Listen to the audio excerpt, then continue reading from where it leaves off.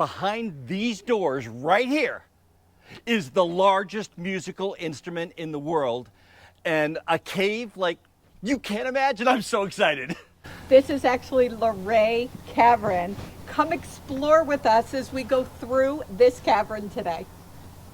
We've just descended a little over 100 feet to the front door of these caverns, and I gotta tell you, it doesn't look like much from this side, but wait till you see what's behind this door. How do caverns like this get discovered? We were told a story that was really very touching. There were three men, and you could see them pictured here, that were looking for a cavern. And these three men kept searching this area, which is in the Shenandoah area, and they had already been here to this area, and they decided to come back, and they found a hole literally this big. Bill tells us it was the size of a quarter, and when they put their hands over the hole, they could feel there was air there. Where we're standing here is where they discovered this cavern, and then they started digging and found what we're going to show you. And it is just incredible what I see behind the camera right now. What is right behind me here is the original staircase. Now remember, this was discovered in the 1800s, okay?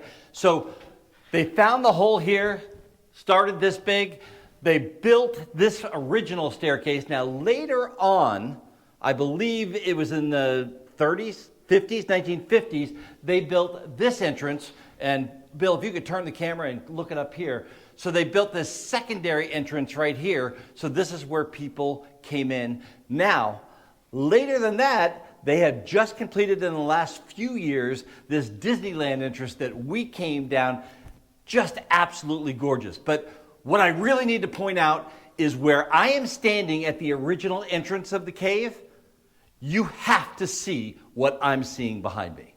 In 1973, this was deemed a national natural landmark, and that is tough to say. Should have had outtakes of that trying to say it. Today, in today's environment, post-COVID, we are now seeing that this is self-guided. What's going to happen down the road, they're not sure yet, but you do get this pamphlet, and it does have various stops along the way to tell you about what's in that area. Let's talk about the discoverers would have been at that point, and they started coming through here. Let's talk about that. Sure, they must have been amazed as they came down here and saw all the natural beauty and natural wonder. They'd really found the largest caverns in the Eastern America, so they were pretty excited. I'm sure that when they saw these formations, their heart just raced. You can see the natural colors in the Luray Caverns here. The kind of reddish color is iron oxide. The grayish color is manganese oxide, and the white is pure calcite. As most of our listeners know, I was a professor at Villanova University, but I taught film. So right now, I'm going to take one of my colleagues' little mini classes and give it to you. Right behind me here, and Patty, if you could go up, right behind me here is a really good example of a stalactite and a stalagmite. Now, a stalactite is holding on tight to the roof, so you can see it forms down. A stalagmite is a column building up from the ground. And eventually, these two things will meet and form a column. Now, Bill and Patty are going to tell you about those in a little while. But what I want to point out here is that these grow at about 1 inch every 125 years or so. So it's going to take about 1,000 years for these two pieces to come together like the piece that I'm going to show you with Bill and Patty in a second. So Dan showed you a stalactite and a stalagmite, and here it's come together. So now what are these called when they actually form together like that? When they meet from the ceiling and the ground, it's called a column or a pillar. Okay, just like you'd see in a building, And look at how that came down. Now, Bill also explained that the speed of which a stalactite and a stalagmite form is based on the amount of water that comes through. Exactly. If it's dripping really slowly, it will hang on the ceiling and form a stalactite. If the water drips fast and hits the ground, it'll grow from the bottom up, forming a stalagmite. You can see the difference. The stalagmite is really kind of mounded, and the stalactite is really fluted and straight. Right. Now, I got to say that I just want to touch everything. And being the teacher and a mom, touching these can be really dangerous. They can break. So how hard are they? How thick, how hardy are they? They're very sturdy and very hard. We don't like people to touch them because the oil on your skin will affect the growth. It'll kind of stunt the growth of the stalactite or stalagmite. Okay, but they are as thick and as dense as they look. They really are. They're very strong. We have only had one big stalactite or column fall in the caverns, and that happened about 7,000 years ago, and I'll show that to you later. Oh, okay. It must have been a massive earth disturbance to have that thing come down. This is an active cavern. Now, what's a cavern? Well, a cavern is a group of rooms hooked together, where a cave has an opening to the outside. So it's not a group of room, it's like almost like a single room, is the simple explanation. I'm sure I'm gonna get some comments on that. But this is an active cavern. Now, what does that mean? Well, it's very wet and moist in here. And as you look behind me, you can see that everything seems to be wet. The moisture from the outside, it has rained the last couple days. It takes about 2 or 3 days for that rain to seep through the surface and get into this cave. And that's why it's an active cave. It's still growing. Now, if you go back and look at some of our previous videos when we were in Oregon, that was not an active cave. That was a dead cave. There is no action. There's nothing moving anymore. It is completely dry and smooth as you walk through, because those were lava tunnels. I am so grateful for RV Trip Wizards, that search function. It helped us find Luray Caverns, and this place is amazing. I'm so grateful to be here and be able to see this. Now, this is not our destination. This is part of enjoying the journey. And that's one of the things that RV Trip Wizard can help you do, is find all of these really cool things along the path of your journey. Because it's not just about the destination, it's kind of more fun getting there. And I gotta tell you, this is just an incredible place. Bill, you tell me that we're coming up to something that is very special and most people's favorite part of the caverns. It really is. We're coming up on Dream Lake, which is the largest body of water in the caverns, about 2,500 square feet. It's an optical illusion. It's a perfect reflection of the ceiling. There are no stalagmites on the bottom. At the deepest point, it's about 18 to 20 inches deep. It provides a beautiful reflection. It's mind-blowing. I'm looking out there, and mind-blowing might not be the word for what we are seeing here. It is absolutely incredible. What makes this water so reflective, like that mirror? I mean, that you can't tell me that that's not the ground right there. I know, it's amazing. It's just the water has been filtered as it comes through from the top, and it's just very pure, and it's so still, and it just creates a beautiful reflection. Now, down there on the far side, behind where Patty is standing right now, Yes. Is that actually a column that goes all the way through? No, that is a reflection of that column. So It's a reflection of the column, so it makes it look like it's a column. Double that size. It's just really a stalactite Exactly. hanging from the roof. Exactly.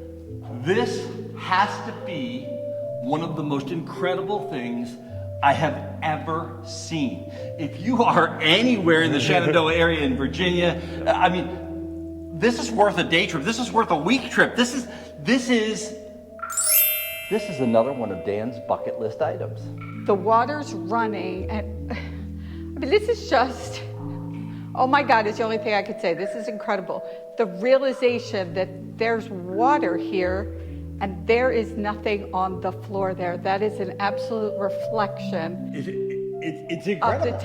And there's places here, and Bill and I were talking about it earlier, where it actually looks like a column, like we talked about earlier. Right. But it's not a column, it's just a reflection, and it looks like everything is together.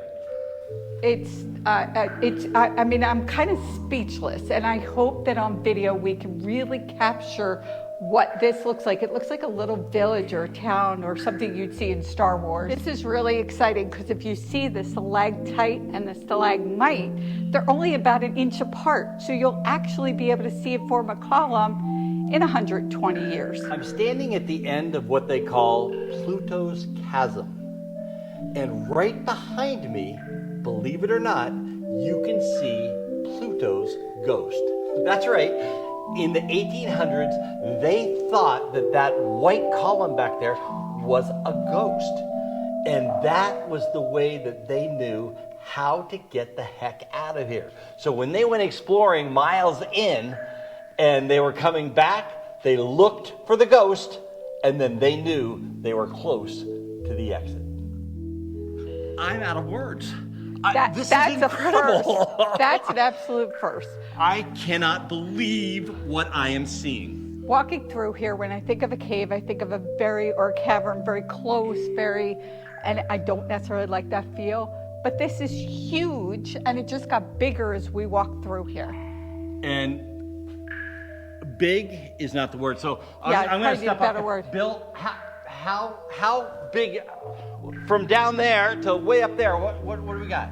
Oh, goodness, I'd say about 30 feet or so. So 30 feet. 30 feet.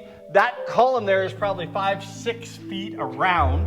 Yeah. And now that was formed from the stalactites, stalagmites that we showed you, those little tiny dripping. So this happened over many, many, hundreds of millions of years.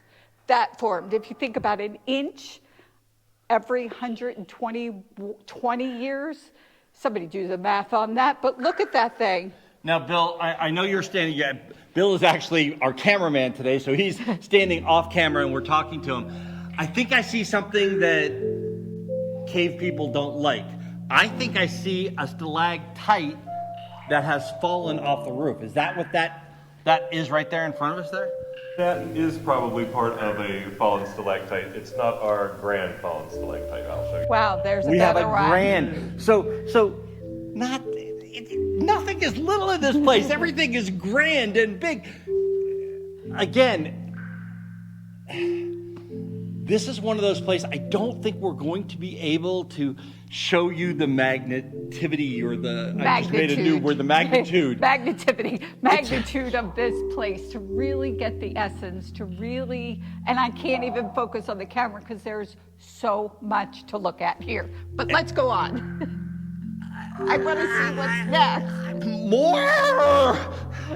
This is the largest stalactite, stalagmite, which we told it's a column, in this cavern. So it's 7 million years old. And that's an estimate, give or take a couple 100,000 years. He said it looks like a redwood tree, and I can definitely see it. It's amazing. And as we walk back here, if you come here, do not get back in here like Dan did.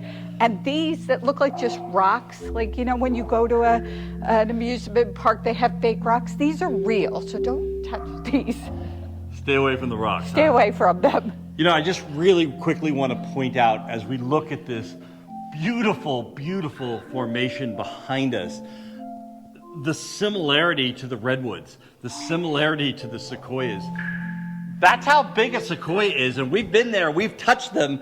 Now, we're not allowed to touch these, but I got to tell you, It's everything I could do not to. it's so much fun. We're in what's called Saracen's Tent, and I think I stumbled over the words, but this is amazing. It is called a drapery formation because it truly looks like drapes in a theater. That's what I can imagine. Now, here you can see what looks like a beach towel or a piece of material that actually is frayed on the end. Look at this piece. It has what looks like a border on it, and it formed that way. So when you look at it, I think it's just a piece of material that's hanging, a beach towel is what I think of, and it formed that way.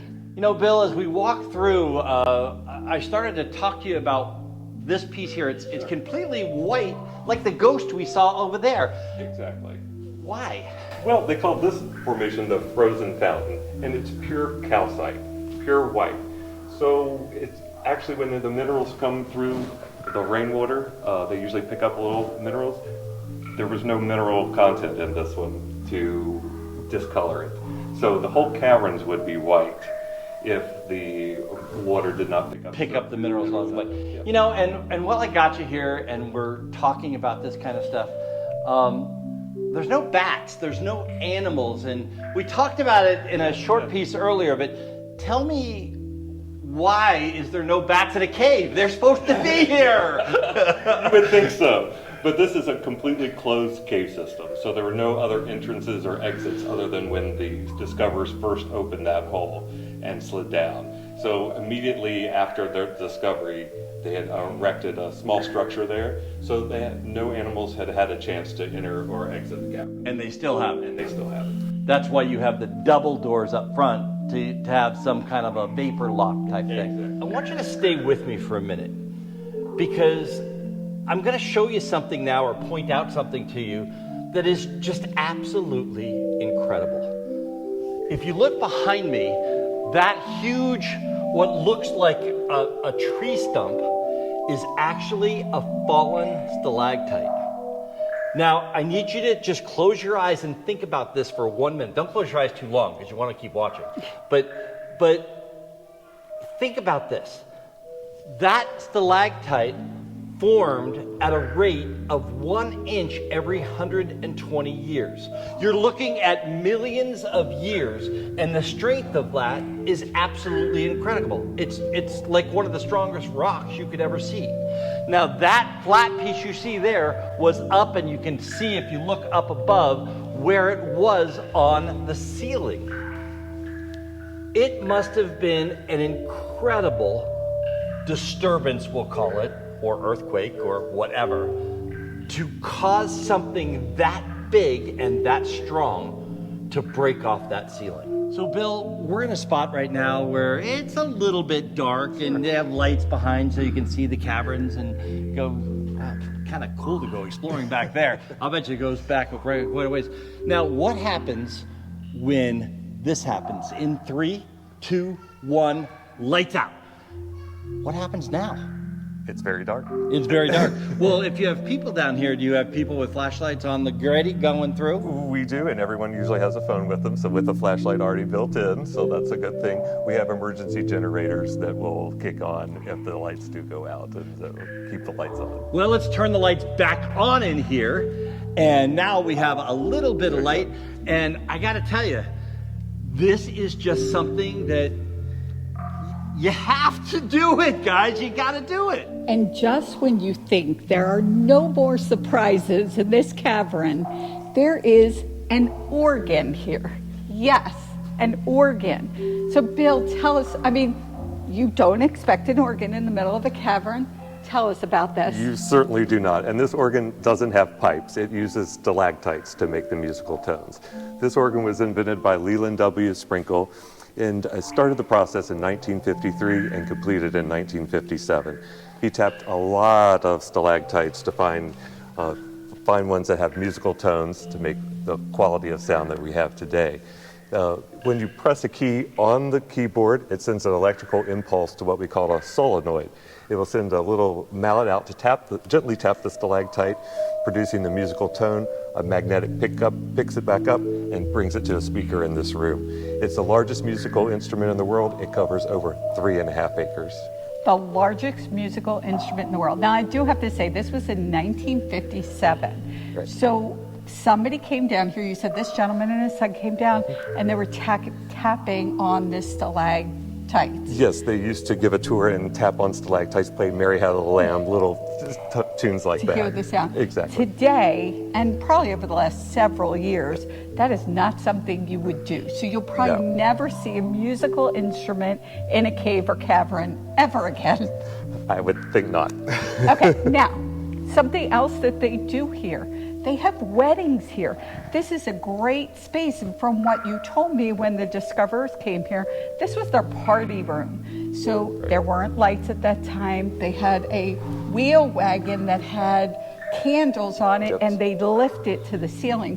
What an amazing, I hope we can find a picture of that. What an amazing visual. It would be fun. So now you can have a wedding here. Absolutely. We've had over 500 weddings in this room, and we still have them today.